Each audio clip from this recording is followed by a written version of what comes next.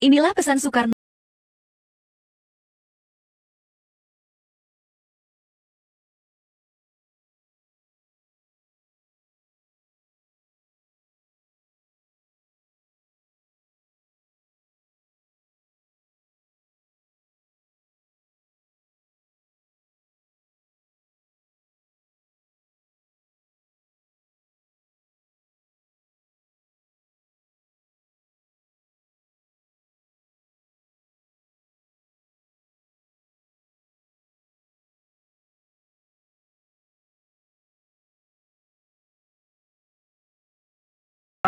Di sanalah saudara akan menemukan kembali realnya revolusi.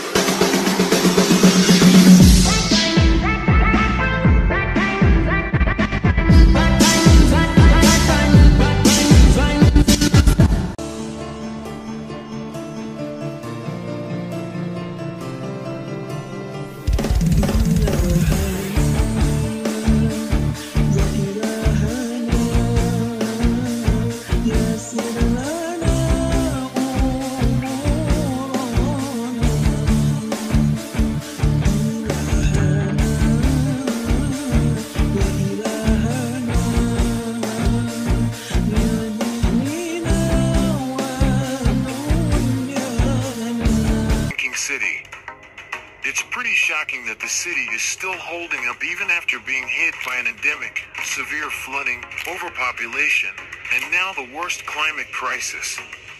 But the Indonesian government has a solution, building a new capital from scratch. The soon-to-be capital Nusantara boasts a utopian city which will run on green energy. In today's video, we will dive into all the interesting facts about this upcoming megacity. Indonesia's proposed new capital is located in East Kalimantan on the island of Borneo. Nusantara, which translates to archipelago in Javanese, is a reflection of the nation's expanding aspirations for economic and strategic power projection. The move will cost an estimated $35 billion, and Nusantara is expected to be home to almost 2 million residents by 2045. It is hoped that local and global talent will be enticed to take up residence there. This will be one of the biggest infrastructure projects the Indonesian government has ever undertaken. But why is Indonesia building a capital from scratch? Relocating a capital city is not undertaken lightly, but Indonesia has no other option. Its current capital, Jakarta, is quite literally sinking. The city is home to more than 11 million residents, but frequently swells to 30 million. Overpopulation is not the only issue. Jakarta is built on a delta system of 13 rivers. Currently, a startling 40% of the city is submerged. Since the city is so densely populated, water cannot seep into the soil. As a result, flooding is a persistent issue that will get worse due to climate change, population growth, and deteriorating infrastructure. Because of traffic congestion and flooding, Jakarta loses about $6 billion in productivity each year. The Indonesian government wants to relieve some of the pressure on Jakarta by constructing a new capital. Meanwhile, 60% of Indonesia's GDP is concentrated on Java, with Jakarta contributing to 1/5 of Indonesia's GDP. The regions of Kalimantan contribute less than 10% to the total GDP. This is despite the provinces having an abundance of commodities such as coal, gold, and oil. Because most of the country's wealth is concentrated in Jakarta, and many Indonesians living outside Java have long complained about being forgotten.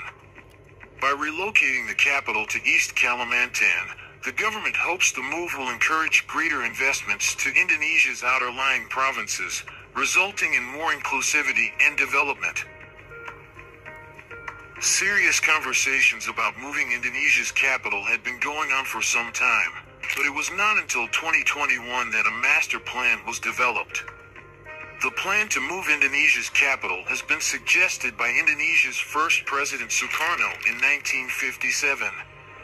But this plan was abandoned, and Jakarta was declared the country's capital during the 1960s. The idea of building a new capital 800 miles away on the island of Borneo was first proposed in 2019. The plan was announced by President Joko Widodo.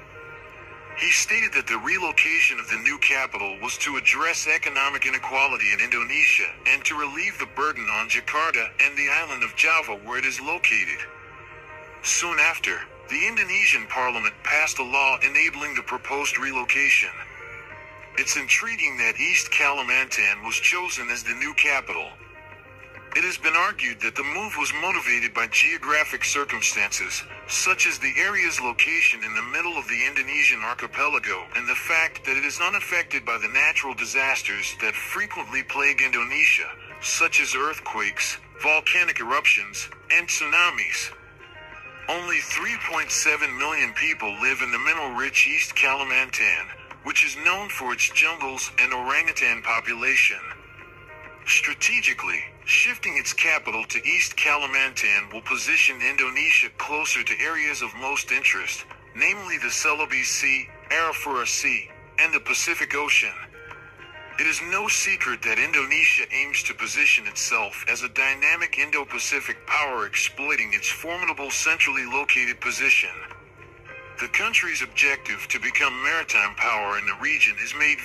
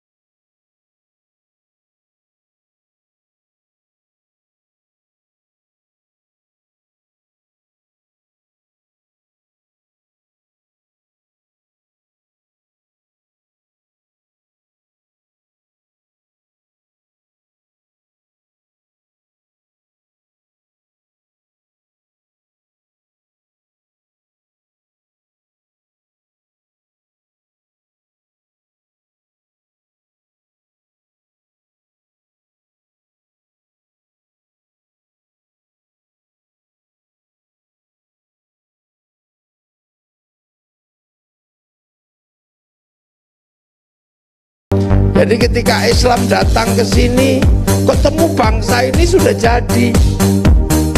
Karena apa? Rasulullah itu lahir tahun 571.